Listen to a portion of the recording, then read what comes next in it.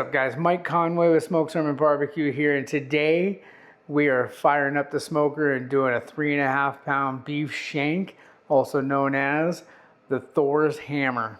So we're going to go ahead and get this bad boy all trimmed up, get that excess fat removed, get some of that silver skin off of there, and then we're going to go ahead and grab our butcher twine and get it tied up nice and tight.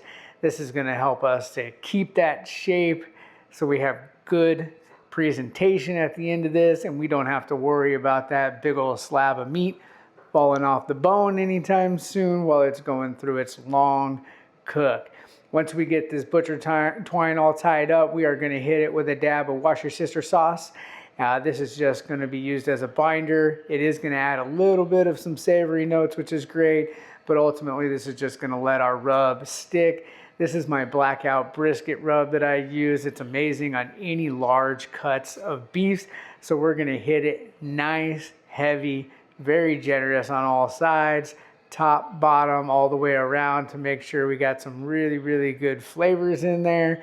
Once that's done, we're gonna get the pit fired up. We got our smoke box going. We got a couple pieces of charcoal. We got some hickory wood chips, and we got some pellets to keep that going for the entire long cook on this one. This is our RecTeq Flagship 1100 that we're smoking on today. So we'll go ahead and get that shank put on, and we're gonna let it roll low and slow. We're running 250 degrees, like I said, but we're gonna check in on it about every 2 hours to see how that bark is developing. And we're going to spritz it about every 60 to 90 minutes after that first 2 to 3 hours mark. Right here, we're looking right at about 5 hours. And this Thor's hammer is running 155 degrees internal. So at this point, it's time for us to go ahead and get our braising liquid made up. I will put the description for this down below, but this is a whiskey bourbon braise that I put together. So we'll go ahead and get it into the braising liquid now that our beef shank has hit an internal temp of 170 degrees, and I'm happy with that bark. We're just going to go ahead and vent the foil, and this is going to allow that alcohol to burn off efficiently. So at this point, we are right at 12 hours on this cook. And let me just tell you, this took way longer than I expected. At this point, it's almost midnight at home. And as you can see on my thermometer there, we're only hitting 189 in some spots, at 194, 195 in some others, and we have some resistance.